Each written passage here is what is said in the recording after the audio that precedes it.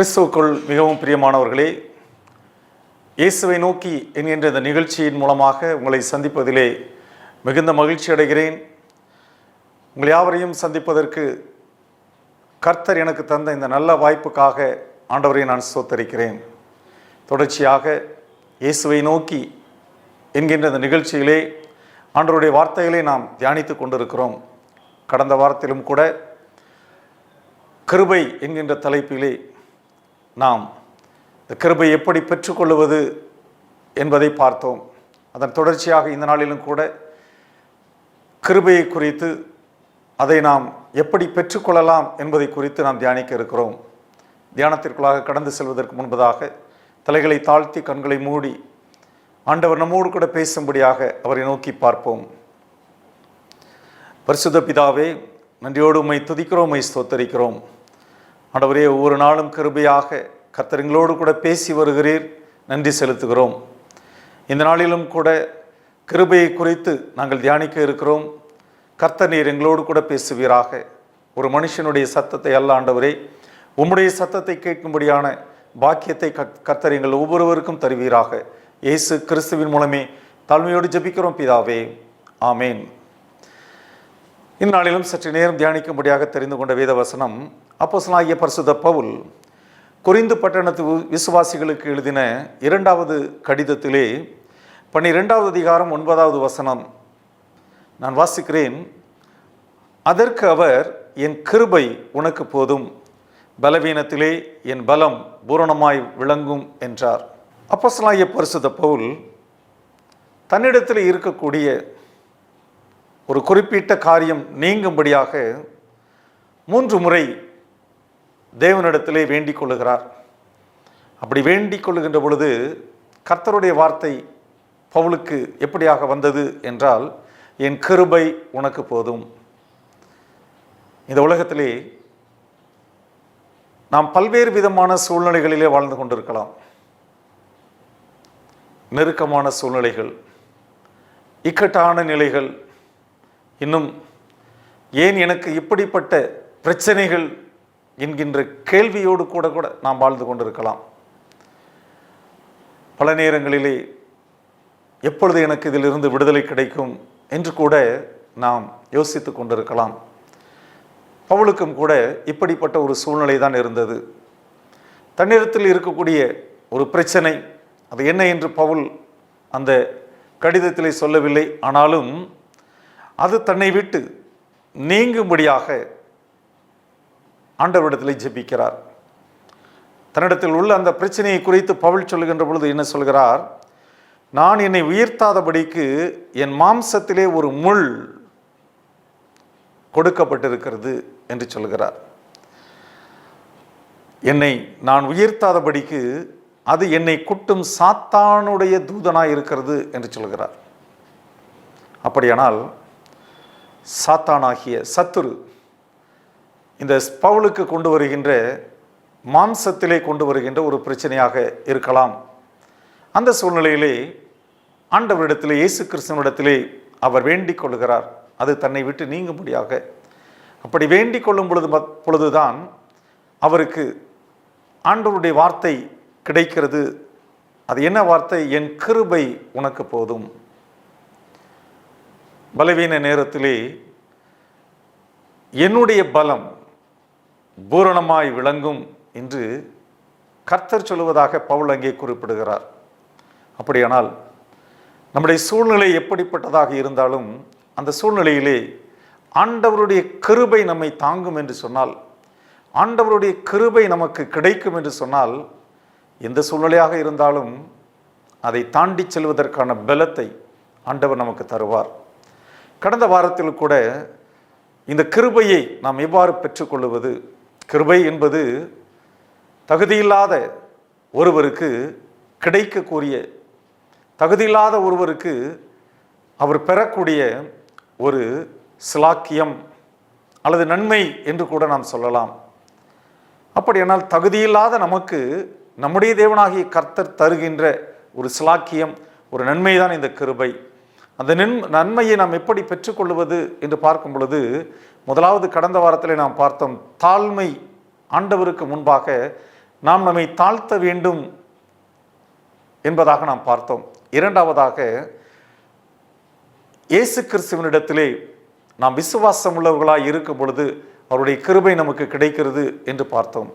மூன்றாவதாக, இந்த நாளிலும் கூட இந்த கிருபை நமக்கு கிடைக்க வேண்டுமானால், தகுதியற்ற நமக்கு தேவனிடத்திலே நன்மை கிடைக்க வேண்டுமானால், நம்மிடத்திலே காணப்பட வேண்டிய மிக முக்கியமான ஒரு குணாதிசயம் என்ன என்று சொன்னால், மனம் திரும்புதல், ரிப்பெண்டிங் என்று ஆங்கிலத்தில் சொல்லுகிறார்கள்.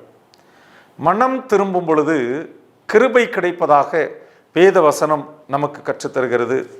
அப்போஸ்தலர் நடபடிகளுடைய புஸ்தகம் 2வது அதிகாரம் 38வது வசனத்தை நாம் வாசிக்கும் பொழுது அங்கே இப்படியாக சொல்லப்பட்டிருக்கிறது. நான் வாசிக்கிறேன். அப்போஸ்தலர் நடபடிகளுடைய புஸ்தகம் 2வது அதிகாரம் 38வது வசனம். பேதுரு அவர்களை நோக்கி, நீங்கள் மனம் திரும்பி ஒவ்வொருவரும் பாவ மன்னிப்புக்கென்று இயேசு கிறிஸ்துவின் நாமத்தினாலே ஞானஸ்நானம் பெற்றுக்கொள்ளுங்கள், அப்பொழுது பரிசுத்த ஆவியின் வரத்தை பெறுவீர்கள் என்று சொல்லுகிறார். பேதுரு தேவாலயத்திலே கூடி வந்திருக்கிற ஜனங்களுக்கு உபதேசம் பண்ணி கொண்டிருக்கிறார். அப்படி உபதேசம் பண்ணும் பொழுது சிலர் என்ன சொல்லுகிறார்கள்? 37வது வசனம் இப்படியாக சொல்கிறது. இதை அவர்கள் கேட்ட பொழுது இருதயத்திலே குத்தப்பட்டவர்களாகி பேதுருவையும் மற்ற அப்போஸ்தலர்களையும் பார்த்து, சகோதரரே, நாங்கள் என்ன செய்ய வேண்டும் என்று கேட்கிறார்கள். அப்படி கேட்கும் பொழுதுதான் பேதுரு சொல்லுகிறார், நீங்கள் மனம் திரும்ப வேண்டும். ஆம், கிருபையை பெற்றுக்கொள்ள வேண்டுமானால் மனம் திரும்புதல் அவசியமான ஒன்றாக இருக்கிறது. இப்போ நமக்குள்ள ஒரு கேள்வி வரும், மனம் திரும்புதல்னா என்ன? நம்முடைய உலக பிரகாரமான வாழ்க்கையிலே ஆங்கிலத்திலே ஒரு வார்த்தை சொல்லுவார்கள், யூ டர்ன் என்று சொல்லுவார்கள். அந்த யூ டர்ன் என்று சொல்லும் பொழுது ஒரு மனிதன், ஒரு இலக்கை நோக்கி போய்கொண்டிருக்கிற ஒரு மனிதன் தான் போக வேண்டிய இலக்கு அது இல்லை என்று தெரிந்தவுடனே அவன் நேராக திரும்புகிறான். யூ டர்ன், அவன் எந்த வழியிலே போய்கொண்டிருக்கிறானோ அதற்கு நேர் எதிரான வழிக்கு திரும்புகிறான். செல்ல வேண்டிய பாதை இது அல்ல, வேறொரு பாதை இருக்கிறது என்று சொல்லி அவன் செல்லுகின்ற பாதைக்கு நேர் எதிரான பாதையிலே திரும்புவானால் அதைத்தான் யூ டர்ன் என்று சொல்லுகிறார்கள். மனம் திரும்புதலும் அப்படிப்பட்ட ஒன்றுதான். நரகத்தை நோக்கி சென்று கொண்டிருக்கிற நாம் பிசாசினுடைய வழிநடத்துதலின்படி, பிசாசினுடைய வஞ்சகத்தினாலே பாதாளத்தை நோக்கி சென்று கொண்டிருக்கிற நாம் அதற்கு எதிர்மறையான, அதற்கு நேர் எதிரான ஒரு திசையிலே பயணிக்க அழைக்கப்படுகிறோம். நரகத்திற்கு நேராக, பாதாளத்துக்கு நேராக சென்று கொண்டிருக்கிற நாம் பரலோகத்திற்கு நேராக திரும்புவதற்கு அழைக்கப்படுகிறோம். அதைத்தான் மனம் திரும்புதல் என்று சொல்லுகிறோம். நாம் நம்முடைய சுய இச்சைகளின்படி நடந்து, நம்முடைய மாம்ச இச்சைகளின்படி நடந்து, நம்முடைய மனம் போன போக்கிலே நாம் வாழ்ந்து கொண்டிருப்போமானால் அது நரகத்திற்கு நேராய் நம்மை அழைத்து செல்லும். பிசாசானவன் நம்மை தவறான வழியிலே வழிநடத்தி அந்த நரகத்துக்கு நேராக நம்மை அழைத்து சென்று கொண்டிருக்கிறான். இந்த சூழ்நிலையிலே நாம் பரலோக மேன்மையை பெற்றுக்கொள்ள வேண்டும், பரலோகத்தின் பாக்கியவான்களாக மாற வேண்டும், இயேசு கிறிஸ்துவோடு கூட சதா சர்வ காலமும் ஜீவிக்கின்ற ஒரு வாழ்க்கையை பெற்றுக்கொள்ள வேண்டுமானால், வெளிப்படுத்தின விசேஷத்திலே இயேசு கிறிஸ்து சொன்னபடி அவரோடு கூட ஆளுகை செய்கிறவர்களாக அவருடைய சிம்மாசனத்திலே அவரோடு கூட உட்காரும்படியான பாக்கியத்தை நாம் பெற்றுக்கொள்ள வேண்டுமானால் அவருடைய கிருபை நமக்கு வேண்டும். அந்த கிருபையை நாம் பெற்றுக்கொள்ள வேண்டுமானால் மனம் திரும்ப அழைக்கப்பட்டிருக்கிறோம். இதைத்தான் இயேசு கிறிஸ்து இந்த உலகத்திலே உயிரோடு இருந்த நாட்களிலே ஒரு உவமையின் மூலமாக அவர் சொன்னார். நம்ம எல்லோருக்கும் நன்றாக தெரிந்திருக்கும் லூக்கா எழுதின நற்செய்தி நூலிலே 15வது அதிகாரத்திலே ஆண்டவராகிய இயேசு கிறிஸ்து சொன்ன ஒரு உவமை. அது என்ன என்று சொன்னால், இளைய குமாரன் உவமை. பலர் கெட்ட குமாரன் என்று சொல்லுவார்கள். ஆனாலும் நான் ஏன் இளைய குமாரன் என்று சொல்லுகிறேன் என்றால், அந்த இளைய குமாரன் முதலாவது அவனுடைய வாழ்க்கையிலே பிசாசினுடைய அலைக்கழிப்பினாலே, தன்னுடைய சொந்த இச்சைகளின் அடிப்படையிலே அவன் வாழ்க்கை நடத்தினதினாலே தவறான பாதைக்கு, தன்னுடைய தகப்பன் விரும்பின பாதையில் அல்ல, தவறான பாதையிலே நடக்கக்கூடிய ஒரு சூழ்நிலை வந்தது. தன்னுடைய ஆஸ்தியை தகப்பனிடத்திலே அவன் கேட்டான். தகப்பன் எவ்வளவோ சொல்லி பார்த்தும் கேட்கவில்லை. எனக்குரியதை கொடுத்து விடும், என்னுடைய பங்கை கொடுத்து விடும் என்று கேட்ட பொழுது தகப்பன் அவனுடைய பங்கை கொடுத்தார். பங்கை பெற்றுக்கொண்ட அந்த இளையகுமாரன் மனம் போன போக்கிலே வாழ்ந்தான். அவன் கையிலே அதிகமாக பணம் இருக்கிறது, சொத்து இருக்கிறது என்பதற்காக அநேக தீய நண்பர்கள் அவனோடு கூட சேர்ந்தார்கள். ஆஸ்தியை அழித்து போட்டான். கடைசியாக என்ன நடந்தது? சாப்பாட்டிற்கு வழி இல்லாமல் பன்றி மேய்க்கக்கூடிய ஒரு சூழ்நிலைக்குள்ளாக கடந்து வந்தான். அந்த பன்றி மேய்க்கும் போதும் கூட அவனுக்கு வயிறார சாப்பாடு கிடைக்கவில்லை, பசிக்கு சாப்பிட முடியவில்லை. அந்த பன்றிக்கு வைக்கப்பட்டிருந்த தவிடை சாப்பிடக்கூடிய ஒரு சூழ்நிலைக்குள்ளாக கடந்து போனான். அப்பொழுதுதான் நினைத்து பார்க்கிறான், தன்னுடைய தகப்பன் வீட்டிலே எத்தனையோ வேலைக்காரர்கள் உண்டே, திருப்தியாய் சாப்பிட்டு மன நிறைவோடு சந்தோஷத்தோடு சமாதானத்தோடு வாழ்ந்து கொண்டிருக்கிறார்களே, ஆனால் என்னுடைய நிலை என்ன? இப்படி இந்த பன்றி மேய்க்கக்கூடிய ஒரு சூழ்நிலைக்குள்ளாக நான் வந்து விட்டேனே, பன்றி சாப்பிடக்கூடிய தவிடு கூட சாப்பிடுவதற்கு எனக்கு உரிமை இல்லையே, தடுக்கப்படுகிறேனே. அங்கே வசனம் என்ன சொல்லுகிறது?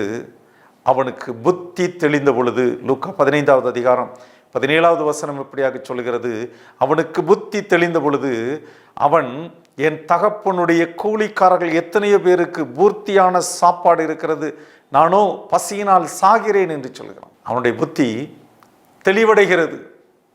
அப்பொழுதுதான் நினைத்து பார்க்கிறான், தன்னுடைய தகப்பன் வீட்டிலே வேலைக்காரர்கள் எப்படியாய் வாழ்ந்து கொண்டிருக்கிறார்கள். 18வது வசனம் சொல்லுகிறது, நான் எழுந்து என் தகப்பனிடத்திற்கு போய், தகப்பனே, பரத்துக்கு விரோதமாகவும் உமக்கு முன்பாகவும் பாவம் செய்தேன், இனிமேல் உம்முடைய குமாரன் என்று சொல்லப்படுவதற்கு நான் பாத்திரன் அல்ல, உம்முடைய கூலிக்காரரில் ஒருவனாக என்னை வைத்துக் கொள்ளும் என்பேன் என்று சொன்னான். ஆம், நரகத்திற்கு நேராக போய்கொண்டிருந்த அந்த மனிதன், அந்த இளைய குமாரன், தன்னுடைய தகப்பன் வீட்டை நினைத்து பார்க்கிறான். எழுந்து என் தகப்பனிடத்திலே போவேன் என்று ஒரு தீர்மானம் எடுக்கிறான். இதுதான் மனம் திரும்புதல். நரகத்தை நோக்கி போய்கொண்டிருக்கிற நாம் கிருபையை பெற்றுக்கொள்ள வேண்டுமானால் பரம தகப்பனாகிய இயேசு கிறிஸ்துவை நோக்கி நாம் திரும்ப அழைக்கப்படுகிறோம். அதுதான் மனம் திரும்புதல். அந்த இளைய குமாரன் எல்லாவற்றையும் இழந்த பின்னர் மனம் திரும்பினான். நாம் அவ்வளவு காலம் ஏன் காத்திருக்க வேண்டும்? இதோ இப்பொழுதே நம்முடைய பிதாவாகிய தேவனிடத்திலே திரும்புவோம், மனம் திரும்புவோம்.